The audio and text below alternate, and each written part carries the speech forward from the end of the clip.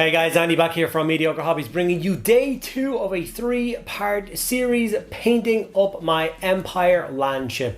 A piece that I've had in my collection for I don't know how many years now, and it has deserved a paint job since the day that I got it, and it's about time I got around to doing it. With the release of the Old World, I think there's never been a better time. Now currently, Games Workshop has not released any Legends rules or anything like that to allow me to play this in the Old World.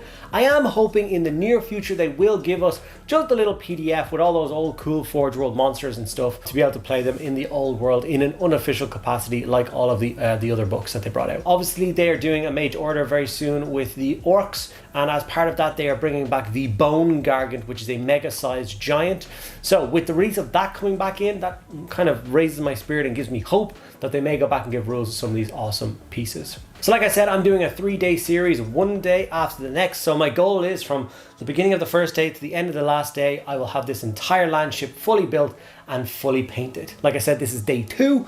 We are going to tackle a bunch of more base coats, get the metallics done, hopefully finish off the wood, and then leave it just to kind of like fine details and basing and crew and stuff for tomorrow. So let's see what we can achieve in day 2. Before I get into this, I want to say a huge thank you to all of my active patrons. You guys are amazing. Thank you so much for all your continued support. If you want to get involved in the Patreon, there's links in the description below. Access to private Discord server and an extra video every single week are just 2 of the awesome benefits for being involved. And 2, my goal this year is to reach 100,000 subscribers. It is a lofty goal, and to help me get along, I am incentivizing quite a large prize if I get there. So I'm doing a Titan giveaway this year. The way it works is, if I get to 65,000 subscribers by the end of the year, I will give away a free Warhound. If I get to 85,000 subscribers, I will give away a Reaver. And if I get to 100,000 subscribers, I will give away a Warlord Titan to anybody in the world. All you have to do to be entered is be subscribed. Okay, without further ado, let's get stuck in and working on this landship. Okay, we go straight into day 2 with trying to lighten up the hull, add some detail to it. So we're going to start our dry brushing. So I basically decided to go with kind of a lighter wood tone for the dry brush. I ended up going for Screaming Skull as the first one, or Yshapti Bone, I can't really remember. Which is basically a light bone color. And dry brush this across all the wooden areas of the ship. This really helped because obviously it helped the wood grain to jump out on the model. And like I said, it's such a centerpiece model. It kind of encompasses the whole concept of a centerpiece model. When this sits in front of my Empire army or in the middle of my Empire army, it's going to make such a huge difference to the, I don't know, the aesthetic of the whole piece. Like I said, I decided to go even brighter than this again, and after I finished dry brushing this, I did actually jump up to a pure ivory from AK, and then gave this a really light dry brush over the top as well. Don't mind the very tops of all the pieces, you know, like one of them is metal and one of them is brown. I didn't know what to do with these, and these were done kind of back when I first tried to paint this thing many years ago. I do have a specific plan for that. I'm going to black those all out on the final day tomorrow. I'm actually just waiting for a couple more paints to re-emerge. I've placed an order for some paints that are arriving early tomorrow, so including some fresh Black Templar, because I'm out. I actually ordered 3 pots of it because I use so much of the damn stuff. And I'm going to use that for some of the like struts and structure and stuff of the ship. And of course all the tops. I think that will really help to break up all the brown a little bit, although the brown is looking really sweet, especially when I jump up to the ivory and brighten it up once again. I was really happy with the result, and I just made me want to continue going. I definitely feel like I've broken the back of this project as well. Obviously I'm talking to you now coming from the retrospective, knowing what it looks like at the end of today. And like I said, I feel like I've broken the back of it. I really like how the wood's turning out. The metallics are not just as bland silver. Like, look at how horrible that silver looks right now. It really broke my heart when I did that. I think that's what actually stopped me painting it the last time. I blocked in the silver and I just felt defeated. It looks so silly. I do indeed fix all of that and it looks really good. Here's the ivory going in. As you can see, I'm being much lighter on the brush, just trying to catch all those really sharp edges and the kind of highest points in all the wood grain to make it scream out and pop a lot more. And it's something that I think really worked. I really like how it looks. Now, one of the things that I haven't tackled yet is things like there's barnacles all along the bottom of the boat, because obviously this thing was a boat and then they just dragged it out of the water and then started to retrofit it with wheels and a huge big steam engine and stuff like that. So it does have old barnacles, and I definitely want to paint those up, and then I want to add some like green algae stuff along the bottom, and just to give it that kind of weathered look. I think will look really cool. Okay, so after the ivory dry brush, I then started to work on all the kind of metal framing that holds the bottom of the ship together and keeps it strong. And there's just a million of these, like, I don't know, bolted on struts. They run around the ship quite a lot. So I took my time and found every single piece of metallic on this ship.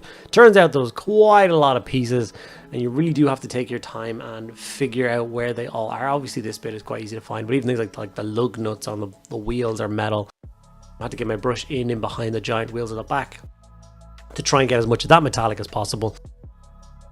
There's obviously like little rope loops and stuff on the top and on the deck, and like the cannon and all the metal banding that goes around the crow's nest and stuff like that. So I really did just like plays Where's Wally. This actually took quite a while because obviously I'm using a much smaller brush, taking my time and not to hit any of the wood grain that I've considered to be finished now.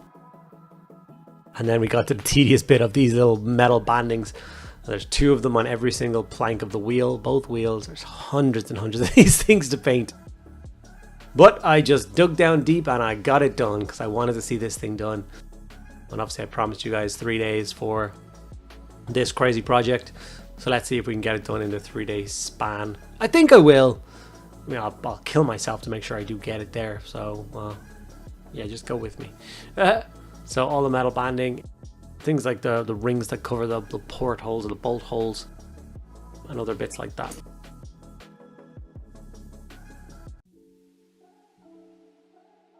This was another thing as well, where once I was finished with like the wood grain and I started finishing off the metallics, well, it was like 2 huge blocks of color are like on the model, and it really did feel like I passed the mile mark or past the halfway mark, or I started to envision what this thing was going to look like when it was finished. Obviously needs a lot of color. I realized when I was painting it that there's currently 11 highly detailed shields on this miniature. 6 on either side, 2 on the front, 2 on the back, and then like 1 in the... It's a lot of shields. And obviously these are intended to be painted as Marienburg, as it is a Marienburg land ship, so the blue and yellow.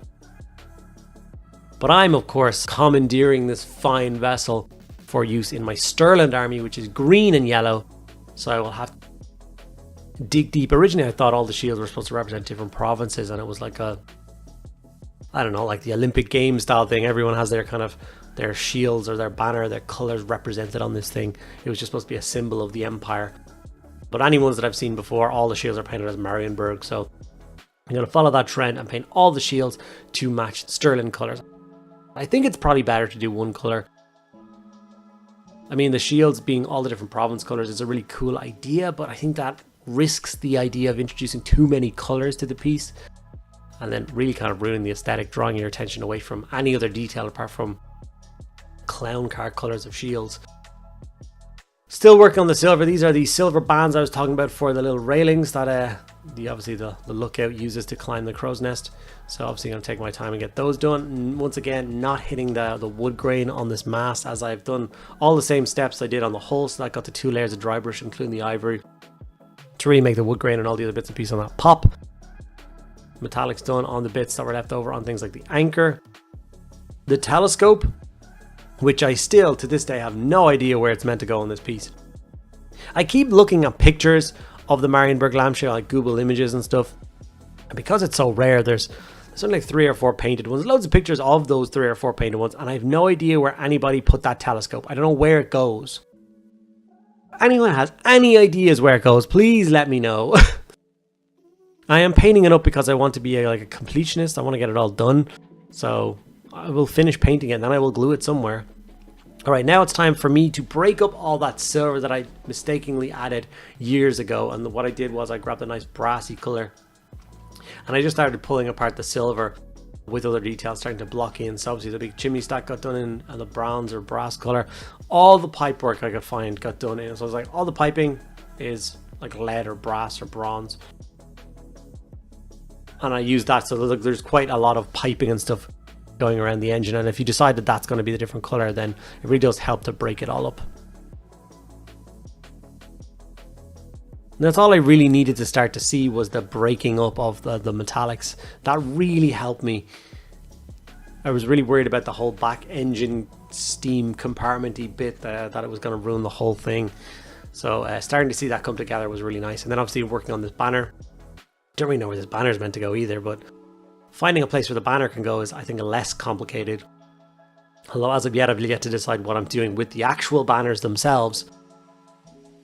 But I'm sure we will figure it out. Obviously, Nuln Oil was then brought in to shade down all the metallics again, which will obviously help dull down the mistakes that I did with the solid coat of silver back in the day, and help the bronze and the silver be pulled together and darken it down. And like I said, it looks like a really big gaudy silver thing at the back, which is drawing your eyes away from the beautiful wooden hull, which I still think is the kind of the focal point of this piece, is the ship itself.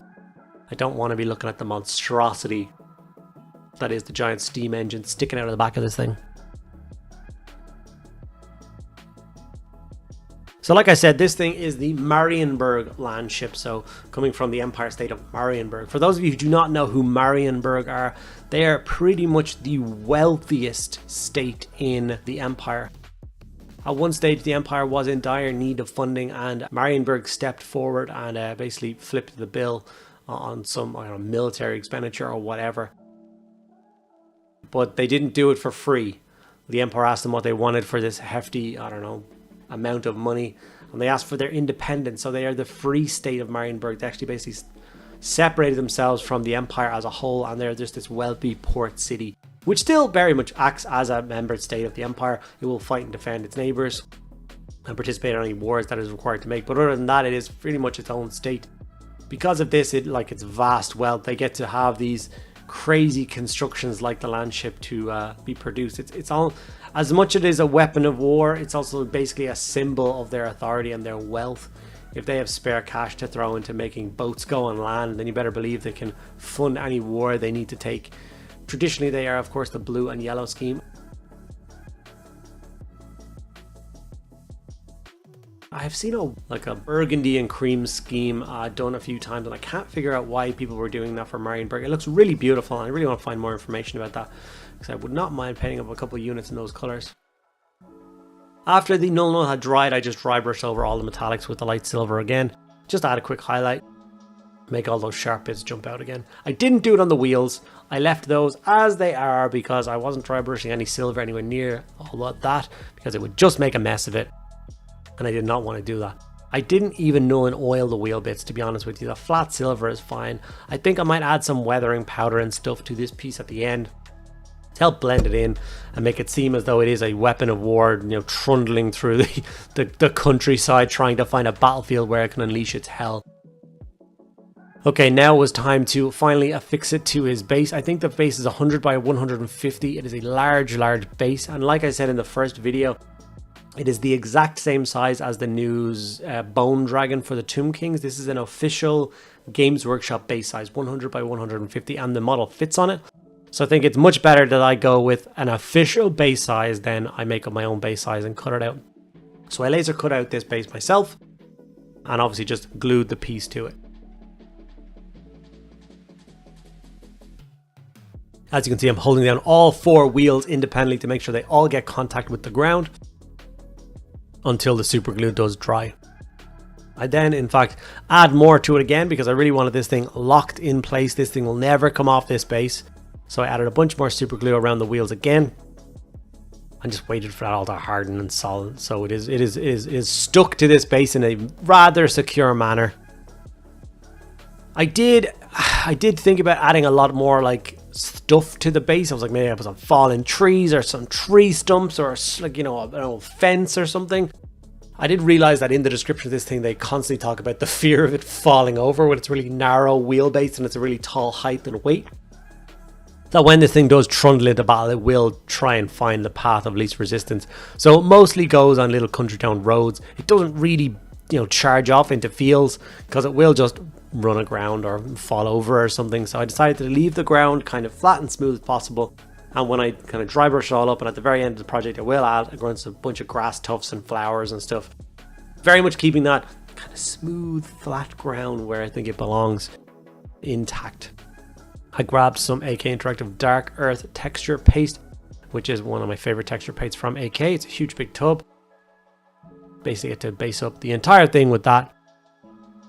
Something a little bit thicker than normal. Obviously I wanted to build up a bit more of a, obviously it's such a large flat area, you don't want it to be completely smooth.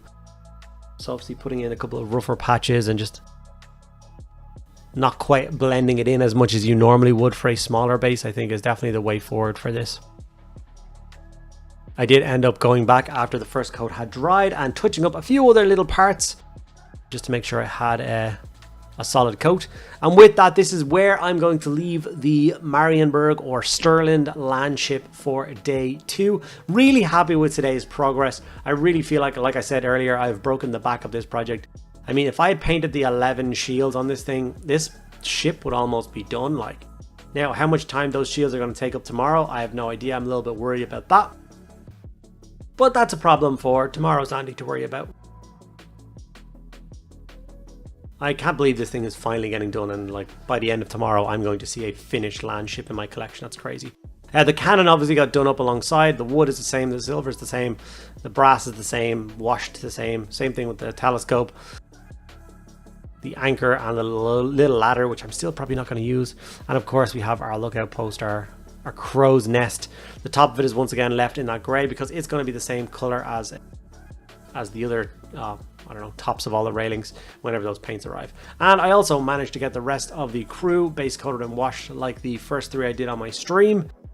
I stream on Twitch every single Tuesday and Thursday between 6 and 8 p.m. So you're more than welcome to jump on, join along and enjoy those streams. Here's a couple of still images of where I've basically gotten to so far in episode 2, day 2 of a 3-day bonanza of trying to get this Empire landship done. Wish me luck on the final day, guys. Okay guys, and there we have it for day 2 of the Empire landship build. I think we have made some fairly significant progress here today. The hull is looking pretty much done. There's still one more colour that I want to add into a bunch of areas, and that paint should actually arrive today. I did run out of it. And the metallics are all ready to rock and roll.